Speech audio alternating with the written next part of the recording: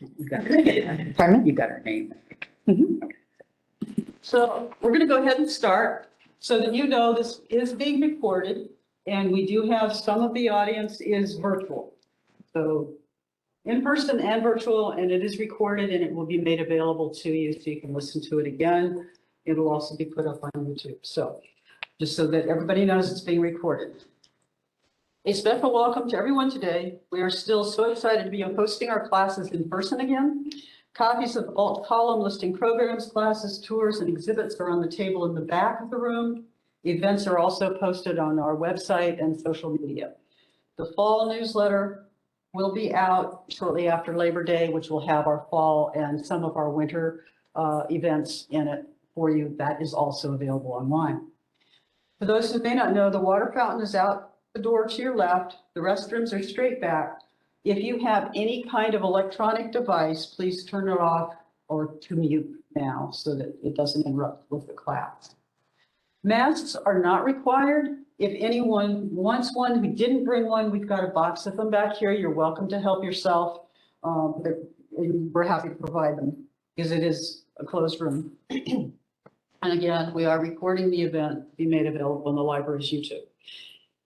It is my pleasure to welcome back our guest speaker, Lori Hinterglider Kimball.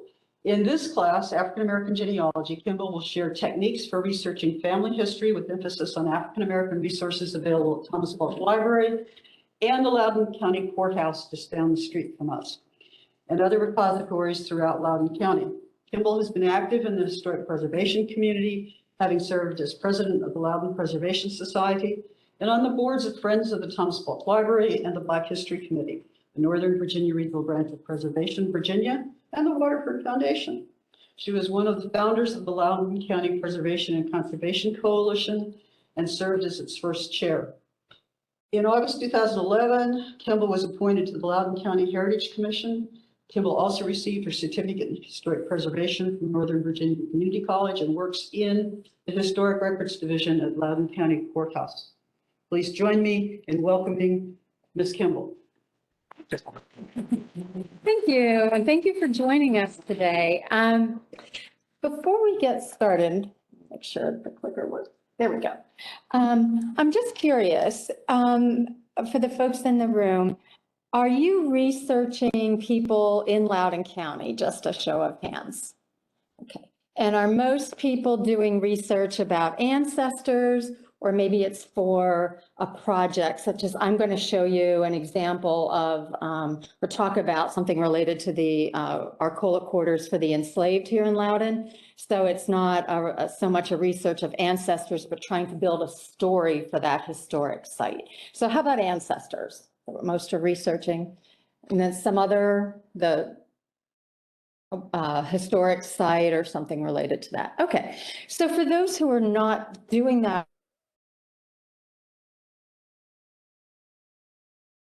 you should be able to get take this information and then take it either to, say, the courthouse where you live, so that you're able to ask, hey, I heard, in Loudoun County, there's a reference to a chancery case, and I'll talk about that, or a judgment. And so you'll know what that is, and then you can go and ask at the repository where you're doing your research. Okay. And I don't think Alexandra mentioned this, but for those who are online, there will be a way to take questions through the chat, which we'll get to at the end of the class for questions. Okay, so some of doing the research is the same. It's the same for all kinds of research, in that starting with what you know, whether it's a name, a place, a relative's name, a story, just something where you can start with that nugget. And it is easy to get sidetracked by some other interesting things that come up when you're doing your research, but I have found, as having been sidetracked, that sticking with those facts that you know and you're working on is very helpful until you have that time to branch out to a broader place. And then, of course, look for every document. And what I find, and I see this, as Alexandra mentioned, I work at the Historic Records Division in the Loudoun Courthouse.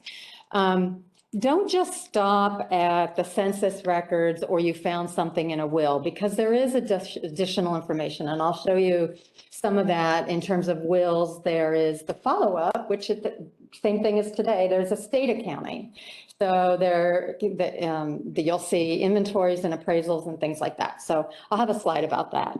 And then I think we perhaps have all fallen for seeing information that's not quite correct in family trees or find a grave. So just another caution about that. They're very helpful, but they can also take us down the wrong path for a while. So here are some records to look at. And there is a handout, so this is all in the handout. But of course, the census records, the deeds, the wills, don't forget the birth records, marriage records. These are some apprentices, let's see, chancery cases, judgments, the Register of Free Negroes, military records. These are some of the documents that are here at the courthouse. Also, some of them here at Balch Library, either copies of them or in book format. We'll talk about some books in a minute, or online. So certainly not a complete list, but starting with the census records, the deeds and the wills, births, marriages and deaths, those are like the top ones. But there are lots and lots of other papers to look at as you're able to broaden your research and get into some of those less known types of records. And here at the Thomas Balch Library, or your local history and genealogy library, some of the things that, it's not just the books and the microfilm. There's a very helpful, knowledgeable staff here.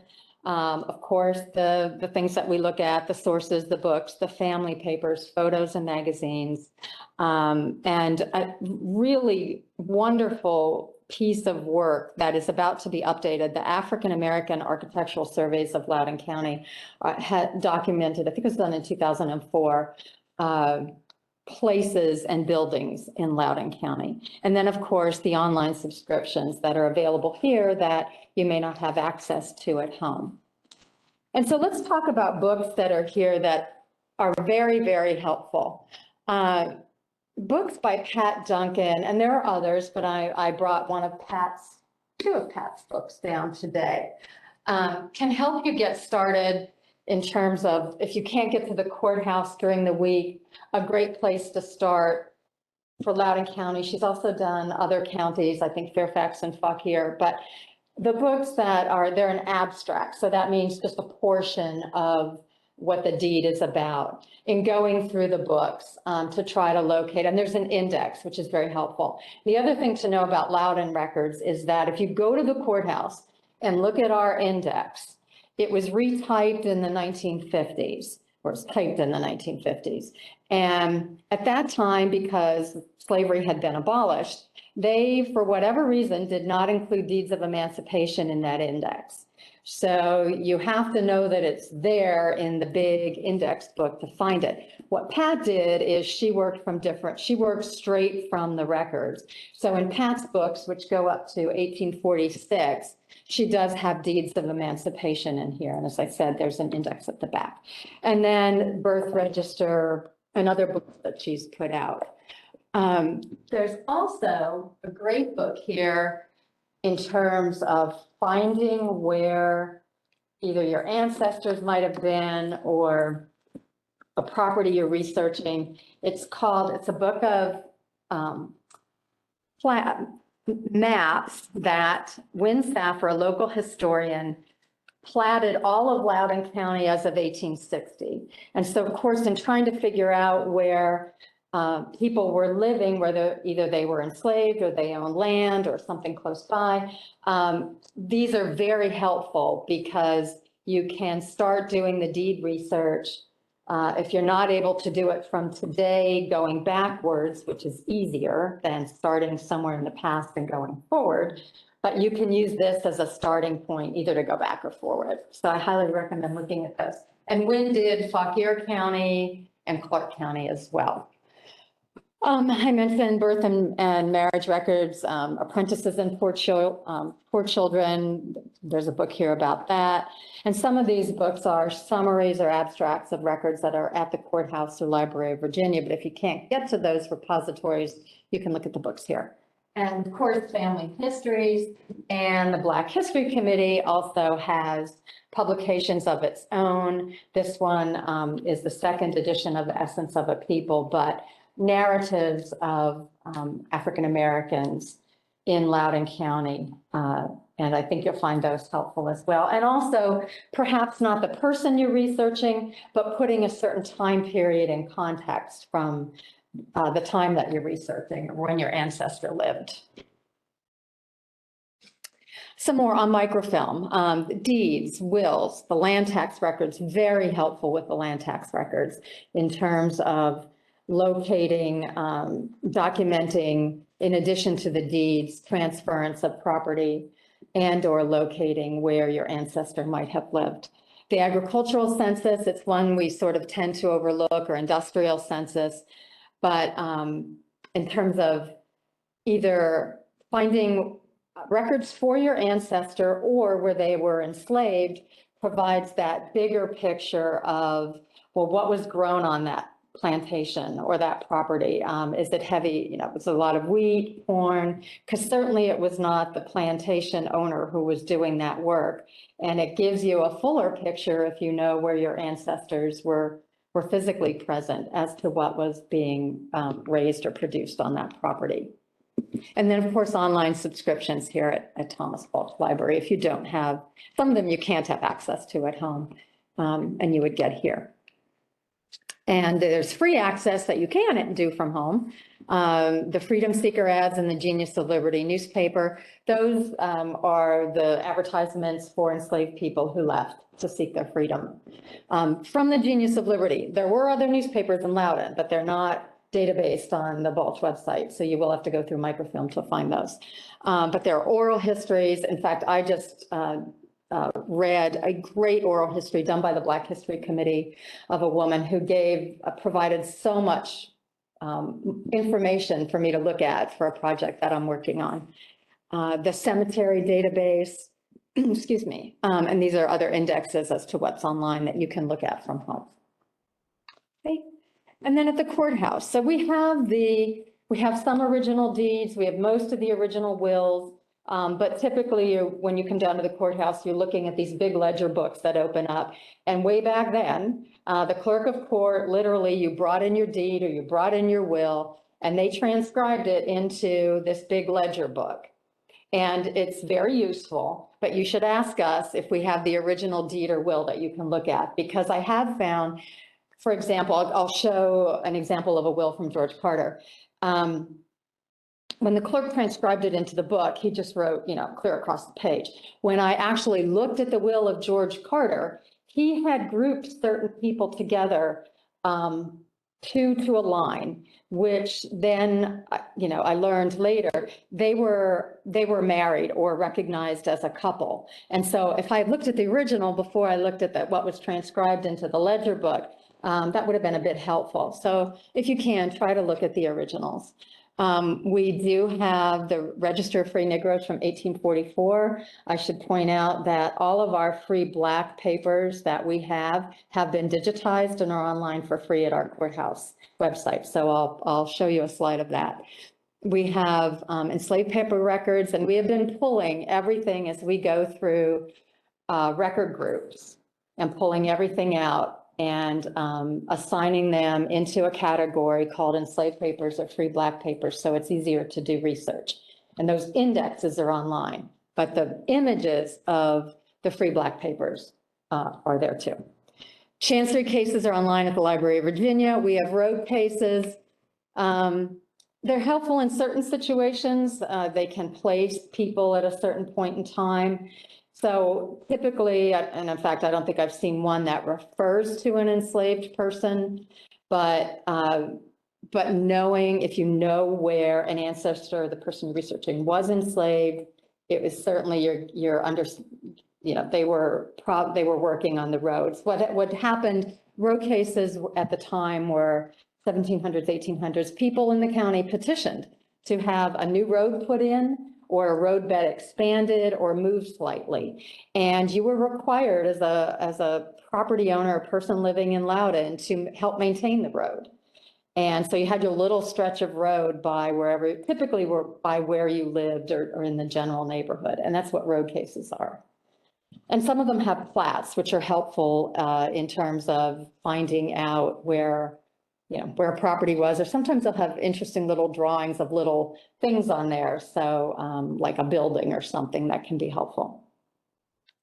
Judgments I'll talk about judgments when I get to chancery cases. And then criminal cases. Also, we're in the process of indexing and transcribing records. Again, these are smaller record groups, not your big ones like the wills and the deeds and the census records, but the coroner's reports, and finding, just helped someone the other day, found something interesting in the coroner's reports about her ancestor. And so I've been mentioning our online indexes at the courthouse. This is it. And you can see these are all so they're indexes. You're not, except for the free black papers, not going to see images, but it's a good way to prepare for doing your research before you come in. Or we can look things up. If you Google historic records Loudoun, maybe throw in the word courthouse, you'll come up with our webpage. Unfortunately, it's not a nice, tiny, small URL that I can give you an easy URL, but it's easy to find at the Clerk of the Court website. And then, so here's an example of the will packets from the enslaved papers. And so this is an online index, it's an Excel spreadsheet really, online, that you can go through searching by names. I'm showing here George Carter because I'm going to talk about Oatlands Plantation and George Carter here in a minute, but these are all the references extracted from the will of George Carter. So it's not just the will, it's also the estate records that go along with it. And so now I'm going to start with that case study of a family who had been enslaved by George Carter at Oatlands. Oatlands was the largest plantation in Loudoun County by 1860. There were 133 people enslaved by the Carters at Oatlands, and then their western plantation, Belfield, out near Upperville and the Fauquier line. And so what we knew from the present day, and actually when I was working at Oatlands, we did this research both going backwards with people who were looking for their ancestors, so going backwards from today, but also going forward because, as I said, I had the will of George Carter. So I was able to try to trace people from that 1842 will forward to the present day. But this starts with someone who knew about their Day family ancestors, and they were looking for Emmanuel Day. And so going backwards to the 1900 census, we had some information from a family Bible up to that point. So in the 1900 census, we find Virginia Day. She's age 65. She is widowed. And we, the census information that you're familiar with about the number of children she had and so forth. But we see that she has a son named Emmanuel and Julius. And in going backwards now to the 1880 census, now we find, so remember in the 1900 census, the census taker enumerated Virginia as being widowed. Here, her husband is still living, Emmanuel Day. He's age 61. And it lists his wife and it lists his children, but look who else it lists. It lists his father, well, we don't know that it is his father. We assume that because it's not father-in-law or mother-in-law, but it does prove out it's his father and his mother named Julius, and his mother was also named Virginia. So going back, so of course, ages can be not so accurate in the census records. But assuming he is roughly age 90, even if he were age 80, this takes that family all the way back to 1800 in terms of knowing who their ancestor was and roughly when Julius and Ginny were born. And going back a little further, we find the Day family, Emmanuel Day's family again with young children. And we also find, I'll talk about Gerard Day. So I'm looking in the census records for Day, and there are a large number of Day family members in Loudoun County. But I find Gerard Day living in the household of George and Catherine Carter. George and Catherine Carter were the son and daughter-in-law who inherited the big Oatlands plantation from his father, also named George. His mother was named Elizabeth. And so we see Gerard Day living in the household of George Carter. We find and Heba Fisher. I'm going to talk about Heba Fisher in a little bit as well. But there are clearly other Day family members. We're not just looking for a manual, of course. And so now back to George Carter's will. And he wrote it in 1842. He died in 1846, and it was submitted to the court in 1846. So that's a key point, because when you're looking at wills and the estate records, look at when it was written and look at when it was submitted to the court, as we would call it, probated today, because there can be a huge time gap. And so what was written, now in this case, it's only 4 years apart, but I have worked with couple wills where the gap was large. And so what was written in that will may not be true when it was written or when it was submitted for probate at the court after that person died. And then again in the estate records. So just keep that in mind. You'll find some people's names later on and people who were named in the will, not in any of the other follow-up records. So always look at the dates. But here's part of George Carter's will. And as I said, by 1860, it was the largest plantation in Loudoun County in terms of what was always in terms of acreage, but in the number of enslaved people who lived there. And there were a large number of enslaved people there at the time, 1842, when George wrote his will. And so we see here some of the names we just saw in the previous records, Emmanuel and Julius. But look, we see Gerard Day and Alanda Day. We now have Alanda Day, his wife's name.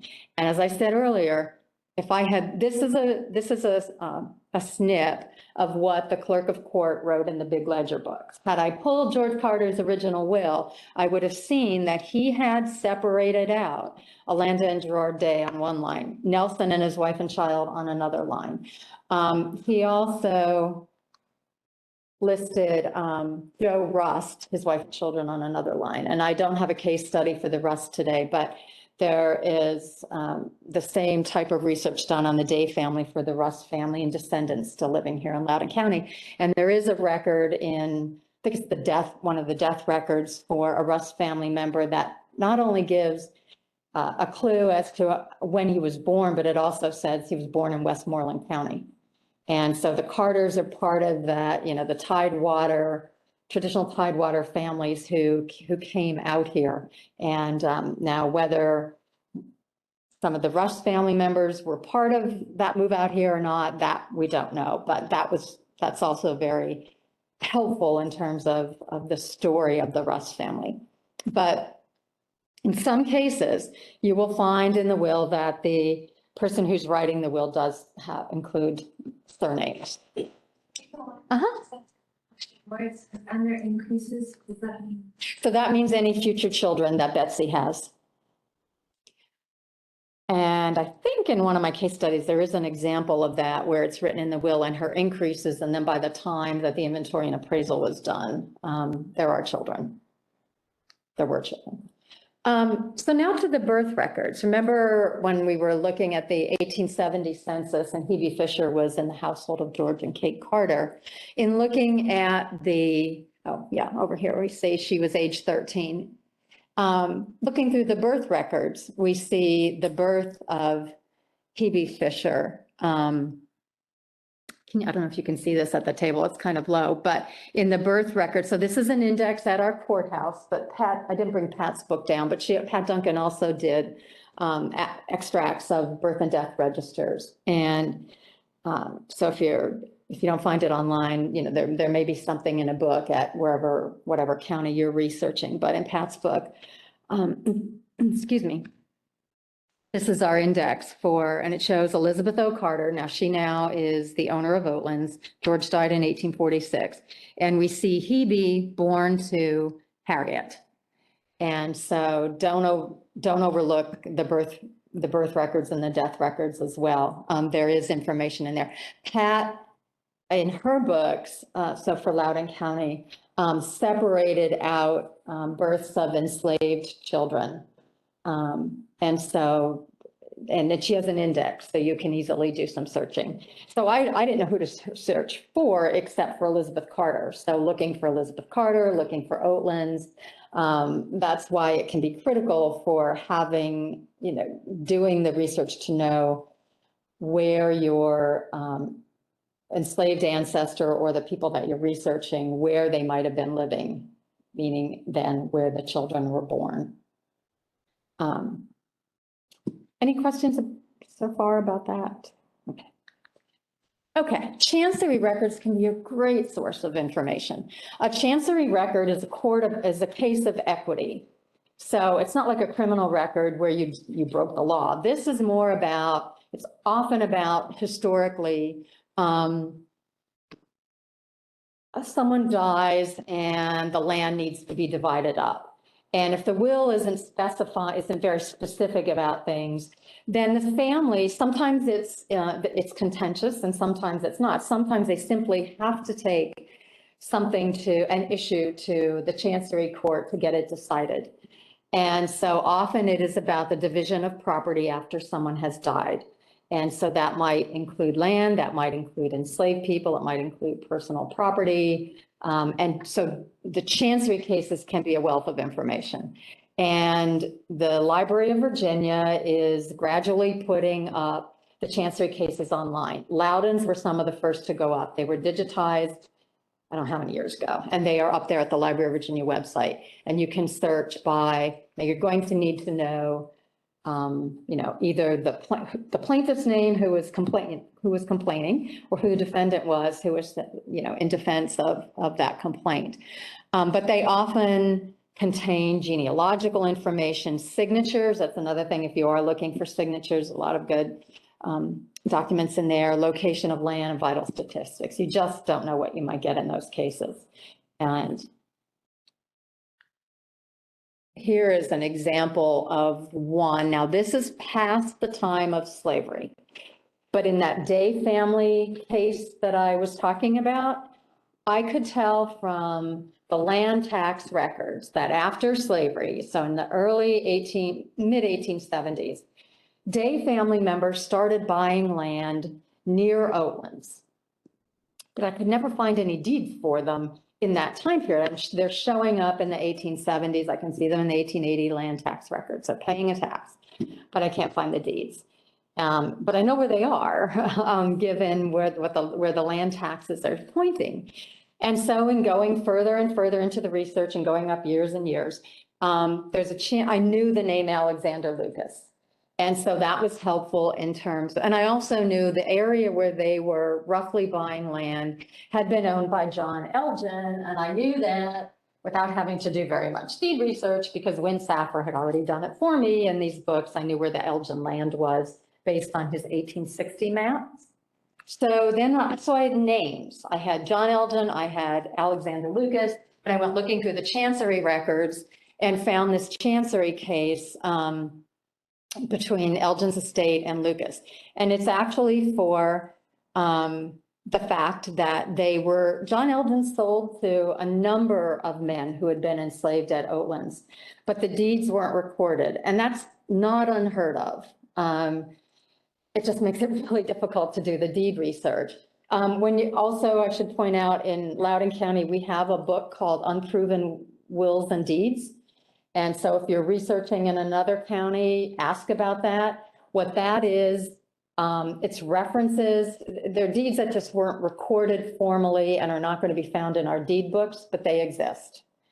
And so that's another place to look. I wouldn't make it your primary place, but keep that in mind.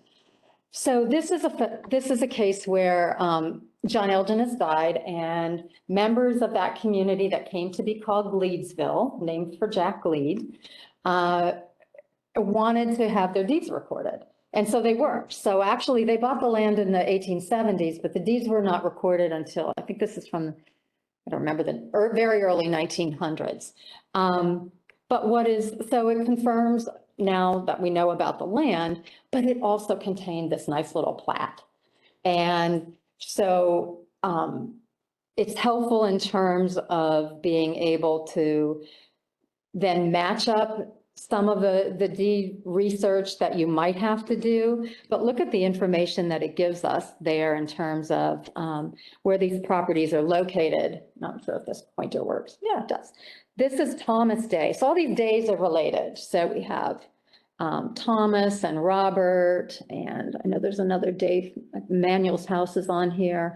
But this land was eventually sold to another man who had been enslaved at Oatlands, and then he sold it to the congregation that formed the Methodist Church and they built the church over in Gleedsville. So it's this property where the Mount Olive Church in Gleedsville that is presently owned by the Unitarian congregation, but it still exists over in Gleedsville.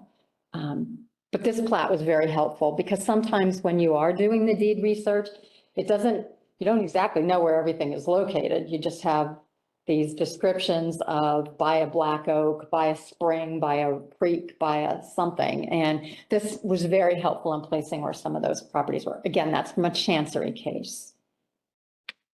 Does that make sense?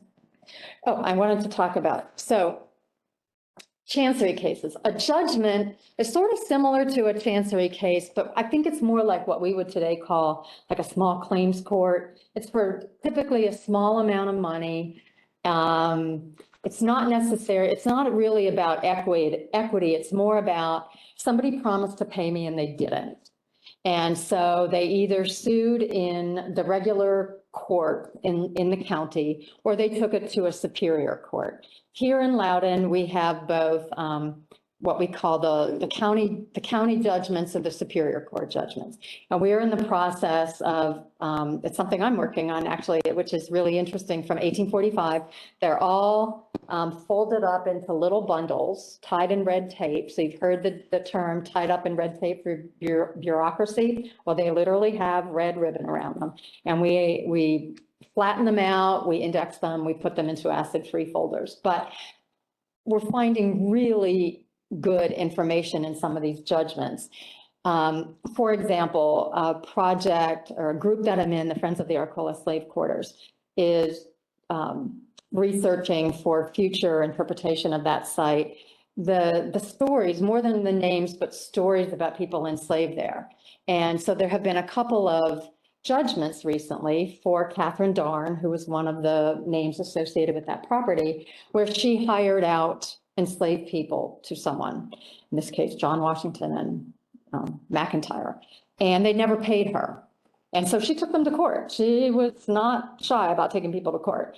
And so in there, we have the name of the enslaved person, and then also what McIntyre and Washington promised to provide. It was pretty typical to pay for when an enslaved person was hired out, for the hiring person to pay for their taxes for that year, and for a certain type of clothing, certain harvest clothing, certain summer and winter clothing. And often it's spelled out in great, great detail, or it's just pretty general, but there is language like that in these records. So don't overlook the judgments. And so in a courthouse, those were what we would call sort of loose papers. They're not the ones recorded in the big ledger books, but they could still exist in your courthouse. They do here in Loudoun. So just ask. I should have also pointed out at the beginning, we in Loudoun are very fortunate. We have almost all of our court records back to 1757 when Loudoun was formed out of Fairfax. Many courthouses, no matter where you go in the South, will have been either burned or papers damaged over time. Especially during the Civil War, courthouses were burned or things happened. And so, but we have all of our records. So judgments may or may not be found where you're researching, but ask. Okay, wills and estate accounts. So the wills often contain the names of enslaved people, sometimes even listed an occupation. As I said earlier, don't forget the follow-up records to the will and estate papers. Typically an inventory and an appraisal was done of everything in that estate. And then there was the estate accounting. The administrator or the executor kept track of revenue coming in and expenses being paid. And you can find some helpful information in here. So I'm going to start in the case of Joseph Lewis Jr. This was written in 1830 and submitted for probate to the courthouse in 1834. This is his will, and in it, he identifies, his will is just full of, and actually the subsequent records, full of genealogical information. He refers to Harry and Patty, he had previously emancipated. He identifies their children. And in one of these, you'd asked about increase. There's one here. Okay. I think it's Susan and her children, if she should have any. So her increase and others. They are to be free at his death. Madison and Lee will remain enslaved until the age of 25, and he instructs his executor to have them learn a trade. And as we go through the inventory and appraisal, as you see here, and it's long. Joseph Lewis was a senator. He was very active politically. He was fairly wealthy, although he did have a lot of debts too, but his appraisal of his estate goes on for pages and pages in the big ledger book. But here are some write-ups. So he mentions at the top, slaves directed to be set free by the will of Joseph Lewis. And it lists the names of people. There's a woman named Kitty who is not listed in his will. And I don't know anything yet about Kitty. Everyone else we know. The last name is Bryant, B-R-Y-A-N-T, and there are a number of Bryant family members still in Loudoun County. I'm not sure about Kitty, but we see the inventory and appraisal done in 1834, and there is, maybe it's not on here. Oh, I think there's a reference to down at the bottom, Susan and a child. And so in his will, he just says Susan and any children if she should have any. By 1834, she does. But sure. This is a potentially very good question. Malala. Is he potentially freeing his husband? Don't know. Don't know. That's a great question, but I don't think any of the Bryant family research and a number of people have done their DNA. I don't think have linked back to Lewis, but he did not, I don't know. He did not have any white children that we know of. He was married to actually Elizabeth Carter from Oatlands that I just did the case study. He was her first husband. And so there's also intermingling of family members. Elizabeth's father did not free anyone. George did not free anyone. So she left this marriage from Joseph Lewis, coming into one where at the same time her first husband died, her father died, and she received a large number of enslaved people from her father. And one woman named Allie married Greg Bryant. But I don't know. Okay, let's see. Ooh, let me go back. So, as I said, the estate appraisal and inventory, it's very long, but I think it tells us a lot of good information, even though it's not directly related to the enslaved people. For example, here at the top, over on the bottom one, it says bred horses. These are pedigreed horses that wealthy people in Virginia, and I'm sure elsewhere, but they purchased them, or they bred them, or they bred their mares to other horses, and this was an industry. I mean, it still is. And so he has a list here of his bred horses. Then he has a list of the workhorses. Then he has lists of cattle by name, and then it's a lot. But what it tells us is, especially what's intriguing to me with the bred horses is, Joseph Lewis isn't out there caring for the horses. And it was probably men, not necessarily enslaved men, not probably, maybe women too, but enslaved men probably caring for these very expensive horses. And I think it helps, it can build a story around what we might know about Henry and Grigg and Lee and Madison and others who are on this large plantation out near Upperville, still in Loudoun, but out near Upperville. And the same with working with the farm animals and some of the others there. There are skills that had to be had for those types of that type of work. And the same for the house. Now, again, you don't often get a will and estate inventory that goes room by room, but his does. And I mean, look at all this stuff. And in terms of someone, an enslaved woman, probably, but not necessarily, is caring for all this stuff. And it's not just cleaning, it's handling it. And I think the worry of, oh gosh, what if I break something? But it's what you call in the museum world, the material culture of what was there, and what perhaps the enslaved people were more familiar with some of these rooms than even Joseph and Elizabeth Lewis were, because they're in them. And especially the upper chambers. They were seeing parts of the house that no one who came to visit the Lewises saw. And so items that would have been perhaps even commonplace. So the Register of Free Negroes and the Freedom Papers that we have at the courthouse. And we only have the book from 1844. Just this morning before I walked up here, we're working with a woman from Ohio who is researching her enslaved ancestors here in Loudoun County. And she sent a link to the University of Pittsburgh website.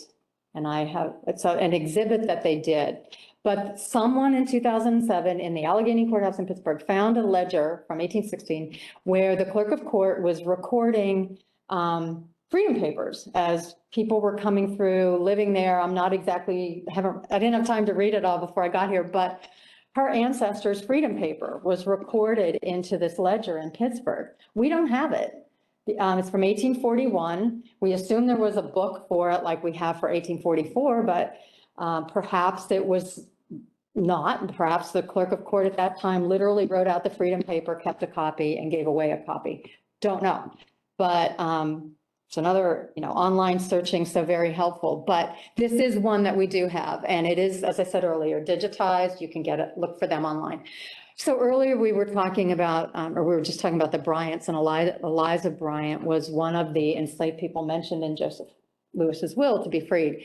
Here we see, this is the freedom paper. This is the register in the book for Lydia Bryant. And we see that it's her daughter of Elizabeth, emancipated by the last will of Joseph Lewis Jr. And then the freedom papers or in the register, written in the register, will give some information about that person, usually age. Knowing who gave the oath is sometimes helpful because it might have been someplace close to where that person was living. So if you're looking for names or locations to research, as we all know, sometimes you have to go beyond the piece of property that you're looking at, and you have to look at the properties adjacent or in the neighborhood or the people. But what's interesting is the name Lydia still carries through the Bryant family today, is one of them. And so now I'm sort of stepping away from some of the detailed case studies into looking at some different records that you might find helpful as you're doing the research. This was a research project to try to figure out where there was this, as they called it at that time, runaway slave ad. And where where was Townsend McVeigh? Where was, they left Loudoun in a horse wagon with the name E.C. Brown and Son on it. So where were they leaving from? And with Win Saffers, very helpful 1860 maps and a conversation with Win, it was very easy to locate where Townsend McVeigh was, where E.C. Brown was. He owned a store in Middleburg. That's why there was a wagon with the name E.C. Brown and Son on it. But then taking these, so as I said, Win drew the boundaries of 1860 on fairly modern USGS maps. And so you get that and you compare it to, like this is Route 50 here. You start comparing it to a modern map. And there's a property down, it spans Route 50, but this property down here is a present day winery. And so using the maps, it's very helpful to try to locate, if you can, to locate where people were, but you need the names of who those property owners were.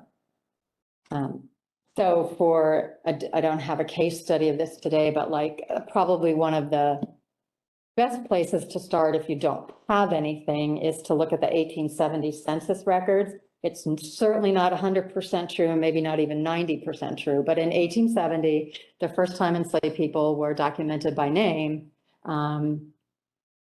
often, not always, are somewhere in that general area of where they were enslaved. And then after that, starting to see the purchase of land and the branching out and communities established. But if you have nowhere else to start, I would start there. I don't know if this is in other counties, but in 1866 and 1867 in Loudoun County, in the personal property tax records, they do list out, it's not everybody because I cannot find some of the people I've been researching, but we'll identify where African Americans were men grouped into an election district. So we had 3 election districts at that time. It broadened a little later after the Civil War, but it gives at least roughly a geographic location. And also in some instances, they are living in the household of. So I found that with some people who had been enslaved at Oatlands. It was very clear still in 1866 and 67, of course, that makes sense that they were nearby. This is another another case study of a man that started with an oral history. I think it started here at Balch. Somebody walked in and said, I've heard this story about Ned Davis. He was a potter on a property in Morrisonville, which is out near Lovettsville. And so for a specific project resulted from that. And so what can we learn about Ned Davis? Was he free or enslaved? Had no idea. So first went to the 1850 census, which starts to list people who are not enslaved by name. Prior to that, it was by household. So in a household in 1840, it was just head of household, and then it just listed people in the household by sex and by a range of age. 1850, it's by person. And so I went to the 1850 census and I found Edward Davis and some other people in his household. So Edward, this was in the Morrisonville area, because I know that this is Statler. I know that he's in generally where he is in that general area, but you'll notice Statler owned some land and Edward Davis did not. So Edward, Ned, I'm thinking, yes, they probably are the same person, but I don't know that for sure. So keeping that in mind, but he is adjacent to John Statler, as I said. And so then I set out, well, okay, I can't find Ned's property because he didn't own any land, but I can find Statler. And so the deed research, again, with the help of Win Saffers' 1860 maps, and looking at wills and deeds, but I'll get to wills and deeds in a minute. Looking at the deeds for Statler, I find that is the present day property where this oral history had started, that it is the Danner property. The Statler property in the 1800s was the Danner property in the early 2000s, when the person came into Balch and said, hey, I've heard this story about Ned Davis living in the Morrisonville area. And so going through looking, actually started with Pat's books before I started looking at the will and deed of Statler, and found that he did, so Pat Duncan, as I said, her index includes deeds of emancipation in Loudoun as well. Found that John Statler had emancipated Aaron Davis, Ned Davis, excuse me, and James Davis in 1839. And so now I feel pretty confident Edward Davis was living next to John Statler. Ned and Edward are the same person. And this is the deed of emancipation. So from Pat's book, I was able to go and look up the deed at the courthouse, and there it is. But Ned was not in the register of Free Negroes book. So I never did, so he could have been in one of those books that we no longer have at the courthouse. But I did find references in what we call the miscellaneous free black papers. Those are the loose papers. They were at a courthouse. Now ours are all nice and organized, but I envision it at one point or in another courthouse, they're just like in file folders, just all loose and mixed together. But ours are not. And we did find this petition of these men to remain in the state. And at a point, if you had been emancipated, you were supposed to leave this, you could remain in the Commonwealth for a year, and then you were supposed to leave. But there was the ability to petition the General Assembly, and then it became you could petition your county to stay. And that's where I got more information about Ned Davis. And here's their application to the county court to remain in the county. And it's in through here. I know you have to be able to read cursive. This one's pretty bad, even if you can read cursive, but it refers to Ned. Let me go back there. So there's so much more to this story that there's not time to tell, but like looking at census records, we've been able to piece together his children, and some information about him, and even was able to approach the present day property owner about going onto the property. And there was a kiln site there, according to the property owner. Okay. Other things to look at, newspapers on microfilm. And in this one, I was talking earlier about the settlement of Gleedsville after the Civil War and from men who had been enslaved at Oatlands. And this is one for Sandy Johnson. And we were able to trace his ancestry, connect it to Oatlands, but then going forward. And there are Johnson family members still in Loudoun today. Other things you might find at the courthouse or at Balch. Again, these wouldn't be the first records I'd look at, but we have charter books at the courthouse, and not everything's recorded in charter book, but for example, the Loudoun County Emancipation Association was, and here are snips of the certificate of incorporation. So we know from written and oral history, the Emancipation Association existed long before, what year is this? 1906.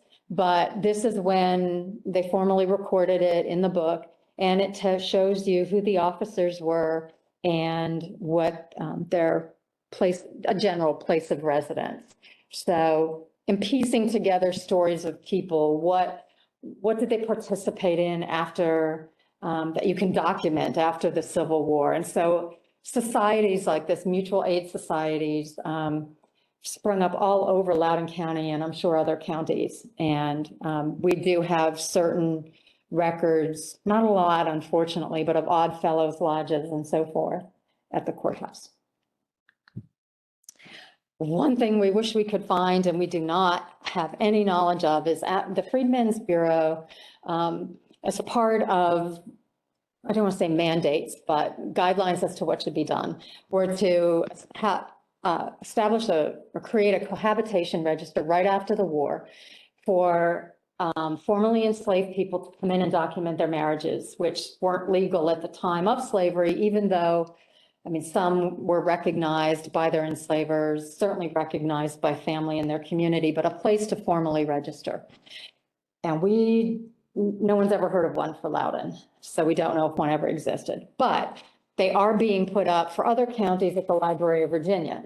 So what you can do, which I think I don't know if I included a reference to Loudoun in here, but when I'm looking for something, not as my primary or first thing I'm going to go to, but start looking through the cohabitation registers, because you can search for the word Loudoun.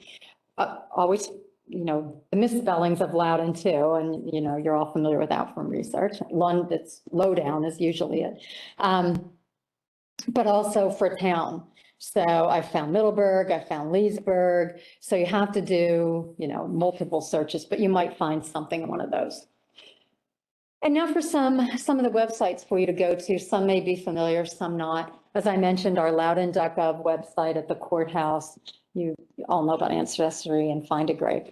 Library of Virginia, that's where the chancery cases are. Now, at the courthouse, we do have chancery cases after, I think these are online at the Library of Virginia because they're digitized, go up to somewhere in the early 1900s, I don't know, 1910-ish or so. But we do have the chancery cases at the courthouse, they're just not digitized after that. So we have an index where you can look them up by the person's name, and then we can pull those records for you. But in the comfort of your own home, you can go and spend a lot of time going through records there, especially the chancery cases if they're large. And some other websites, for those doing research in Fauquier County, I can't speak highly enough of the Afro-American Historical Association of Fauquier County and what they've done and the records available to you doing research there. These are all in your handout. I recently received this summary from Bronwyn Souders, who's done extensive research about Waterford. And this is a list of the primary names, primarily from Waterford, that she has some kind of documentation about these surnames. And here's her email address at the bottom. And the story I was telling about this morning, finding something in this Pittsburgh ledger before I came up here, their last name is Wright, and they were enslaved right outside of Waterford. So I'm anxious to contact Bronwyn to find out what she has about the Wright family. This is one that, again, is not at the top of your list, but one to certainly have on your list, because I found for 2 research projects I was working on, shown here, something in this Finding Family After Slavery site. And I have it listed there. So informationwanted.org. And this one just adds some more to the story of the Gleed family. The Gleeds were enslaved by the Carters at Oatlands. And this was a newspaper ad placed by Lucy Gleed's mother, who was living at Daniel Russ's house. And so I remember I mentioned the Russ family, or Rust. There are 2 spellings, Russ and Rust. Living, and I didn't know Daniel Russ was living on O Street in Washington, D.C., but this ad is for Lucy's mother looking for her. And what these are is, after the Civil War, I won't say formerly enslaved people, but people were looking for their formerly enslaved relatives or friends after the time of slavery and trying to locate them. And so they would publish a record in a local newspaper. They were typically, often they were religious newspapers, but even in a local newspaper, and then asking, please advertise this elsewhere. And so, or they might have placed it in a newspaper where they thought their ancestor or the person they were looking for had been sold or were living. And so, and asking, please share this, please preach this to your congregation. Here's how they can contact me. This is one, so this is related to Oatlands, and this is related to the Jefferson Berryman family, which there are descendants in Loudoun County, but we've been trying to document them prior to slavery. It turns out from a birth record, we found that Jefferson Berryman was a free man. We don't know if he was born free or emancipated, and we don't know whether he was from Loudoun originally, but in the birth records and death records documenting his children, we find out that Jefferson Berryman was free. And the reason Berryman was interested is because President Monroe lived here in Loudoun County and he enslaved a man named Berryman. We're trying to prove the connection to this man, but so far I've not been able to. But a relative placed this very rich ad, and I think it was in a Missouri paper, and it's on the Finding Family website. And I reached out to the woman, I found, I tracked down someone related to Parmelia Muse on an Ancestry family page and messaged her and heard back, and then never heard back again. So I don't know, maybe someday. We're always hopeful, right, as researchers, that someday that diary will be found or that perfect record will be found, and I'm hoping she'll respond someday. And now that's how you can reach me. And now it is time for questions. And of course, there's so much more to talk about. Yes. The last name of the enslaved, were they usually the last name of their enslavement? It's a great question. In the research that I've done and from what I've read, that enslaved people had their names. They did not change if they were sold. Let me walk that back. They were not always given the name of their enslaver when they were sold. They had names. Their enslavers just refused to acknowledge that about their humanity. And so, for example, the Carters at Oatlands, you would think that, and I'm not saying there isn't, but I have never found an enslaved person with the last name of Carter connected to Oatlands. Not saying it doesn't exist, because not everyone has been documented forward, but had names, their families kept those names.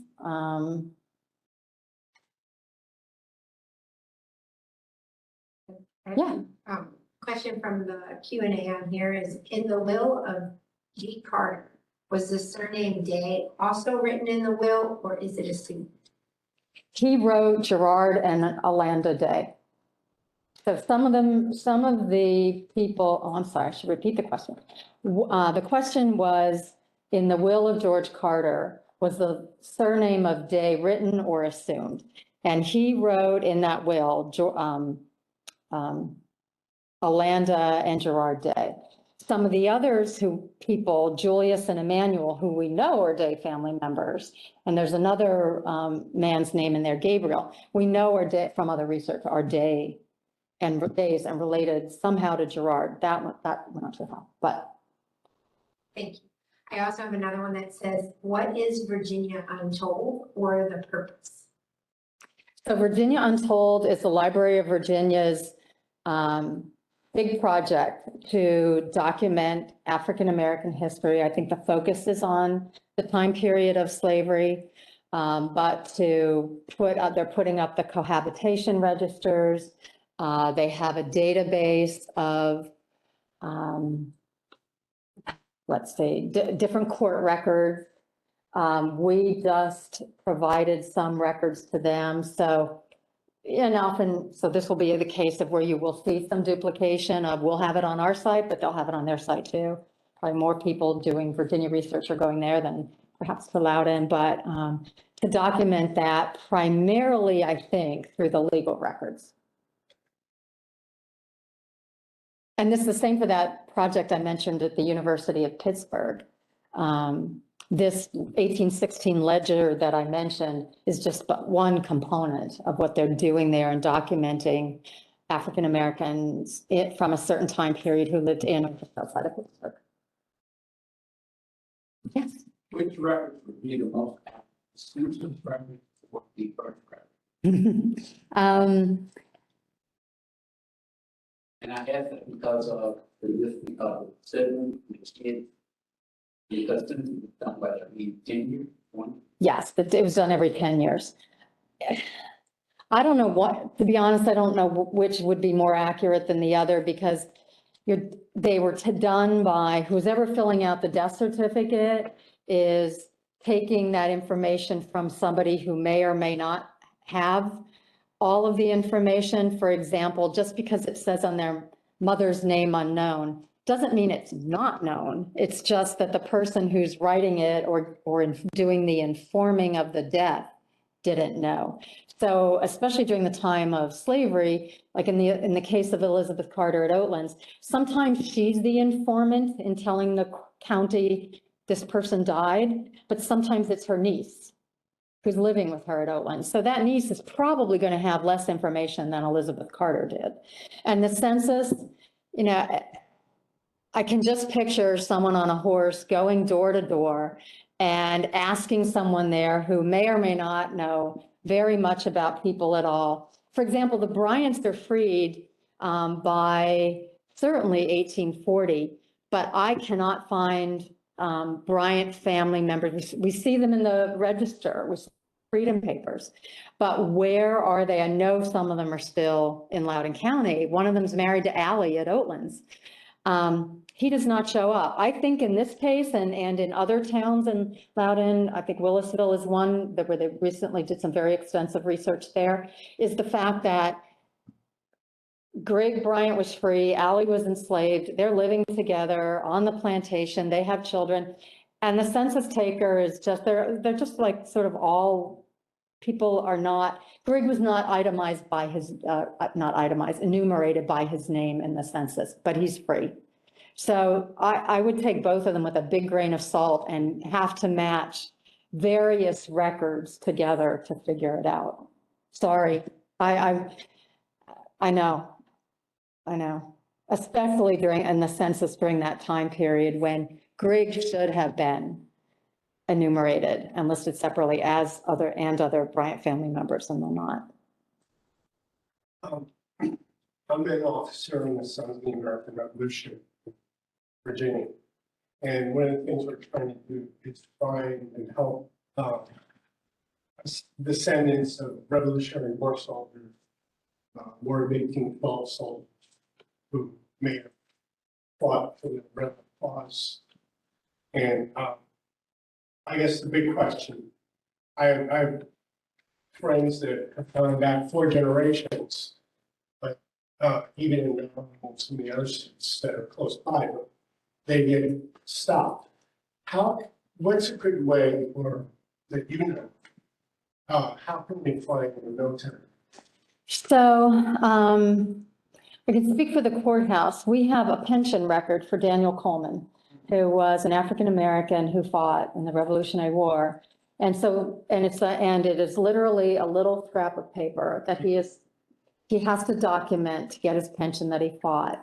And so I think the pension records are a very good source, and militia or rolls. We have registers and rolls.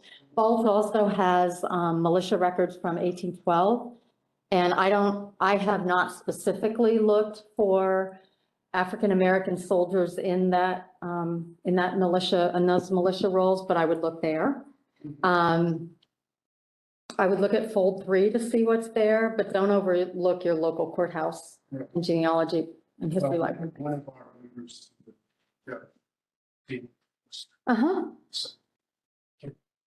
These are all, as our clerk of court refers to these records, they are the people's records, and they are for you to come into our courthouse and look at. Right. And so, it sometimes helps to have advance notice, so in case, it's at lunchtime and we can't leave the desk and go pull records from the back room, but those papers are there for you to look at. what we're attempting to do is bring more African-American descendants of Revolutionary War into the nation. One of my good friends, by the name of Charles Jameson, he's from Culpeper, and his 5th grade uncle and 5th grade grandfather were in the Culpeper Minutemen, which was the first U.S. Army unit. And they captured Major John Andre, who was appointed to West Point, who we got from Benedict Army. And Charles still lived. In fact, he hopefully dialed into that information. But he lives on his family land. Mhm. Well, another thing, and this was so many years ago, but it was in the militia papers here at Balch, and it was for Thomas Leslie, and I want to say, next to his name, again, this was years ago, was the name Sanders, and I've wondered, was that an enslaved man he took with him when he went to Norfolk, I believe, Thomas Leslie, but going through the papers, but again, you might, in this case, and I never could determine whether Sanders was an enslaved man, enslaved by Thomas Leslie, but if you know who the enslaver's name was or someone, a relative or someone nearby, you could go through those militia papers looking to see if like a notation is there like that. Then, of course, let's not forget also the Civil War, because there were over 200 men from or associated with Loudoun County who fought in the Civil War in the U.S. Colored Troops or other branches. Kevin Grigsby has written an excellent book about that. And from birth records, other records at the courthouse is how he put that book together. So, of course, pension records, the regiment records, but needing to find, they might have fought for regiment having nothing to do with near Loudoun County, which he found, but they were born in Loudoun, some things like that. Did Virginia or Loudoun have other or additional censuses? So did Virginia, Loudoun have other additional censuses? Well, we had the agriculture census, the industrial census. There was supposed to be a census directed by the Freedmen's Bureau taken right after the Civil War. And I don't know about other states or counties in Virginia. We have not located one for Loudoun. Interesting, Elizabeth Carter, who owned Oatlands, kept a diary, and in her diary, she writes, the census man from the Bureau was here. And she made another notation, but yeah.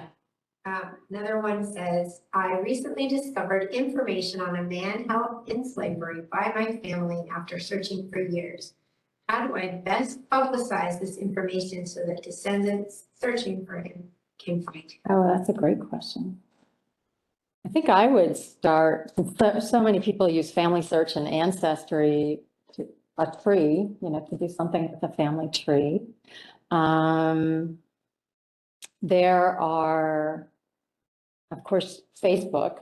Facebook can be very helpful for locating people. Loudoun has a great genealogy Facebook group. And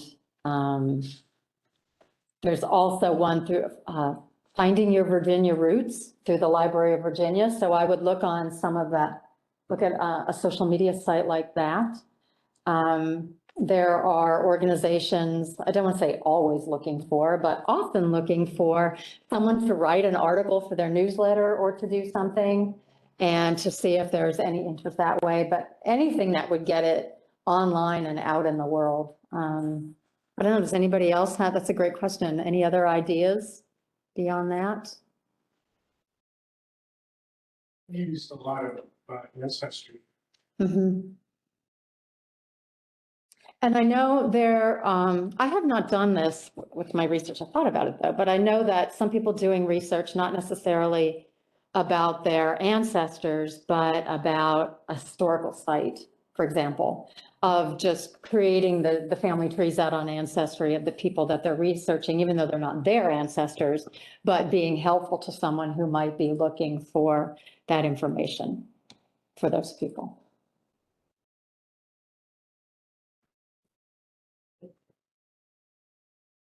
Yes. Whose responsibility is to update the interment cemetery? Because you find a grave that you get online. A lot of the names are still missing. That is all, that's all volunteer. So, Lee? You individual can volunteer to put things on Funny Grade. They go through a check process. I've done this several times. they'll go through a check process before they just put them online. So that they get a sense that you're telling them the straight story. That you can become one of the contributors to Find a Grave. But I can only put on a what time. You can put on anything you want. For example, I found here in the Leesburg Union Cemetery, I found two brothers buried side by side with US issue gravestones. On Find a Grave, one of them was named, the other was not. The one who was named had a picture of the gravestone of the brother who was not named. So I was able to straighten that out and tell Find a Grave that both the brothers were buried there side by side, and they both had gravestones, each with his own name.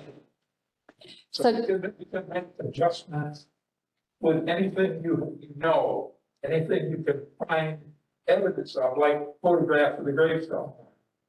So I'm not sure how much of that was picked up on the mic for our virtual attendees, but individuals update Find a Grave. So you can contact Find a Grave to update and add information. I know some of it's often so very helpful and often so lacking and yeah. Or especially when there are similar names passed down through generations and then the marriages and the siblings and it's all kind of mixed up. So, yes, Lee. One more example, Find a Grave still, and not just Find a Grave, but the Loudoun County Cemetery database. I went down back years ago and took a photograph of a US colored troop veteran gravesite in what's now Lincoln, south of Purcellville. And just recently, within the past 2 years, discovered that gravesite and that gravestone were not on the Loudoun County Cemetery database. I don't know how that happened because the stone is there and quite readable. So It depends on which database you're talking about. So speaking for Loudoun only, there were two people here at Balch who documented gravestones on cemeteries through the 1980s and WIN still goes out today to look at cemeteries. But it was only sites, burials that had a gravestone. So I don't have an explanation for that one, but that's one. So there can be hundreds of more people buried there, but if the gravestones are gone, that wasn't documented in the specific database. The county also maintains a database of not people, but cemetery locations. I don't say that they don't maintain. They have a map that shows the location of cemeteries. And so if you go onto Loudoun County's mapping department, that's very helpful. But there's no one repository or official place in Loudoun. The one thing that's great about this work that Wynn and Mary Fishback, who is no longer with us, but had worked here at the Balch Library for years, when she and Wynn went out and took pictures of the gravestones, if they've been vandalized over time, they're still, if somebody went out today for Find a Grave, you wouldn't know that person's buried there. That information is here in that cemetery database.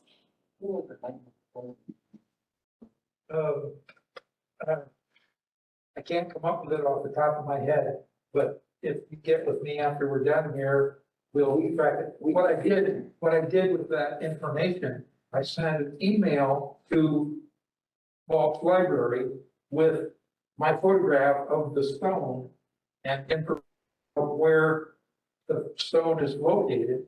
And I imagine that at some point they have or will put that in the Loudoun County Cemetery database. You know, if we're on the next. What cemetery? It's great. Goose Creek, well, no, not the Goose Creek Cemetery, the Black Cemetery down here, next to the church. No, yeah. So another thing about burials is that, so you have various cemetery databases, including Find a Grave, but also you just have to look for the names in the death records. And so in Virginia, the death records So vital records were started in Virginia in 1853. So we get calls all the time for a birth or a death or a marriage record prior to 1853. We might have something written in a register, but they don't exist. And then after the Civil War, I've heard that the reason was to save money, but I'm not sure if that's true.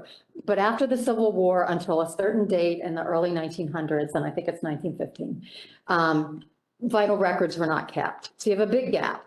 But if you have, after that time period and you're searching, the death records will say where they're buried. Now, it might be, for example, we're trying to document a cemetery near Luckett's. It's on Bald Hill Road. And so if you physically go out there, you can see what's there. You look in the Balch Cemetery database, you find another list.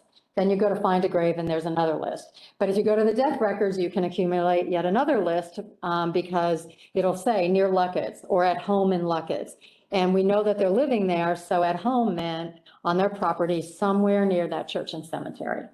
And so as we know with all of the research, it's often you have lists and lists and lists of things that you have to cross-reference to come up with a fuller picture for yourself or for your story.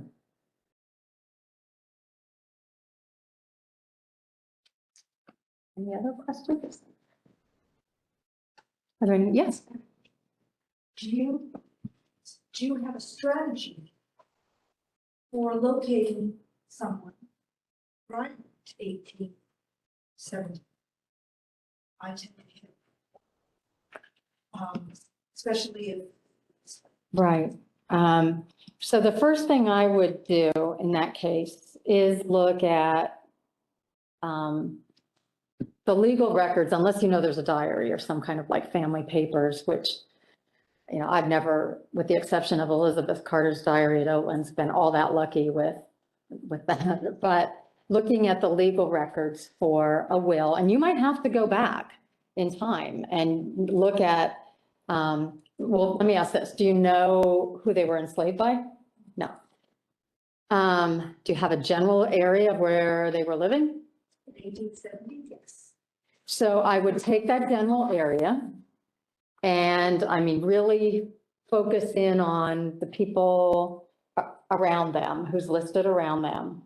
And I would start looking at their wills. Well, actually, the first thing I would do, if you're not sure even if you assume that they are enslaved, I would still look at the 1860 and 1850 census records to see if they're, like I did with Ned Davis, to see if they are indeed free.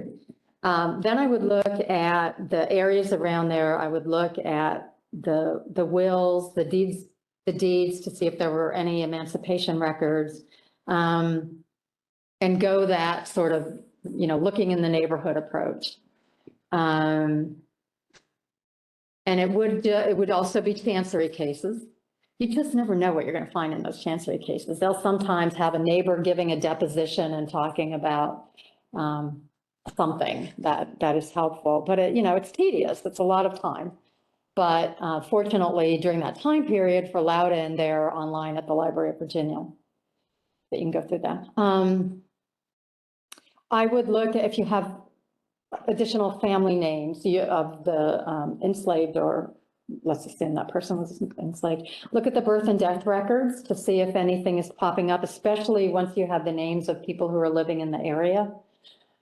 And go from there. The other thing I should point out is, you know, keeping a research log of what you've looked at. So you're not doing it 2 times and 3 times. We've all done that. Like, this record looks familiar. Well, that's because I looked at it before.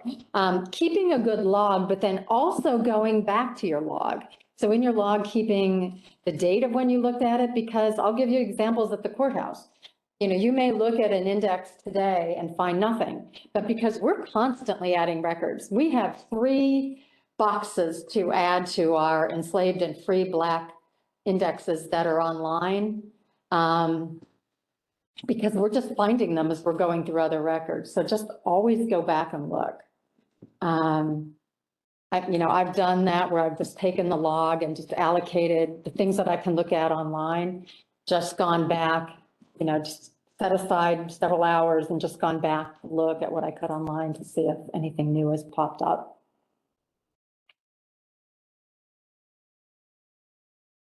Any other records? I mean, any other records, any other questions, any other records? Get information from like funeral homes, are they helpful at all? Great question. That's a great question. There are some funeral records. So keeping in mind at the courthouse, they have legal records.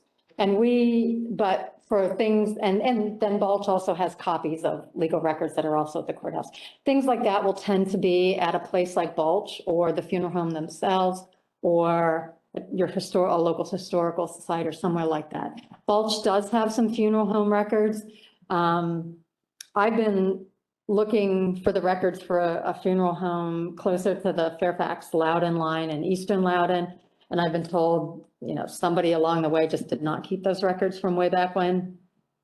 But I think it's the Lloyd Slack records. Some of those records are here. Yes, they can be very helpful. So for example, the Lloyd Slack records related to Gleedsville, that community near Oatlands that had been settled after the Civil War. There's a cemetery there. It is not associated with the church. And so you can see some markers, but there are many markers that are no longer there, or somebody had moved when they were mowing and set them, we've encountered that, set them on the, fence, along the fence line. And the funeral home records, in addition to giving information about people who are buried there, who may not have had a gravestone or the gravestone is gone, also listed some interesting things. I think there were 2 or 3 that listed the local Odd Fellows Lodge that helped pay for the funeral and burial expenses. So there are some other tidbits of information in there. So in my experience, the funeral records have been hard to find, but if you can find them, they've been helpful. Yes. To your knowledge, does Loudoun have records of a black female officer who were part of the 688? Are you familiar with the 688? No. There was 850 black women sent to England and France to sort out the backlog mail. It was supposed to take a year. They did it in 3 months. So They're relatives of each state. what was the name of the organization? You Google that. Okay. So do we have the records of the 6? It's the name of women of each state that went. And I'm repeating this for our virtual attendees. So 6888 has a list of women from each state. That is a great question, and I don't have the, 1940. from 1945. If you email me or leave your email address, I can look into that. I don't know if that would be a court record or not. So I will ask. Not come across that. So I would say at the courthouse, we don't. We do have muster rolls from that time period. And I think the index is on our website, but I've not heard that. Well, I guess if that's it, oh yes, no, please. I was wondering about preservation of pictures, like 10 pictures that on the backside you could do as a postcards, mail to your loved ones. How do you preserve those? That would be a better question for someone here at Balch. But I will tell you, and so we don't have pictures, we have some pictures at the courthouse, but our records are mostly the legal records. But what we do, of course, with paper is everything is stored as we flat file everything. So all those judgments that are all folded up and we flat file them. And we put them in acid-free paper. We store them in acid-free boxes. Now, photographs are a different thing. So I am going to defer to the archivists and curators here at Balch. But we do that. Now, we follow the Library of Virginia's, in terms of paper, we do not wear gloves because gloves, I know you see like the white gloves and all that stuff, but not for handling paper because the paper can tear. I'm not sure what you do here at Balch, but we follow that because it can tear. So, but we also wash our hands. And so, you know, my hands are dried out because we don't wear lotion when we're handling these papers. So clean hands. We lightly press creases out of those papers. So because over time, the ink wears off and things like that. They go into acid-free papers, acid-free boxes, and then they are stored in climate-controlled rooms. So, you know, it has heat they have heat in the winter, they have air conditioning in the summer, we monitor the humidity level. I realize that's a lot to do at home. The biggest thing, and again, this isn't for photographs, so I'm not sure how you want to address that question. But, you know, like at home for myself and the things that we have, they are in acid-free boxes and they are stored in a room that gets air conditioning and heat in the winter. Yeah. I would add, I mean, after this is over, I separately asked about the photographs. Now, those probably, I'm guessing you'd wear gloves for to handle those. And we do, if there's anything with leather, anything that is either can be damaged, like with a fingerprint, like a photograph or leather, or also with leather, sometimes the coloring wears off. We have some books that have red leather on it. And so you have to be careful how you carry them, because if you wear white, you have the red, you know, all over your shirt or your hands. So we will wear gloves for certain things like that. If there are no more questions, thank you very, very much. We have the room until 12 o'clock if anybody wants to chat informally, and thank you. And it is being recorded. So I guess you'll see on Balch's website access. So thank you very much for attending. Thank you. It was nice to meet you.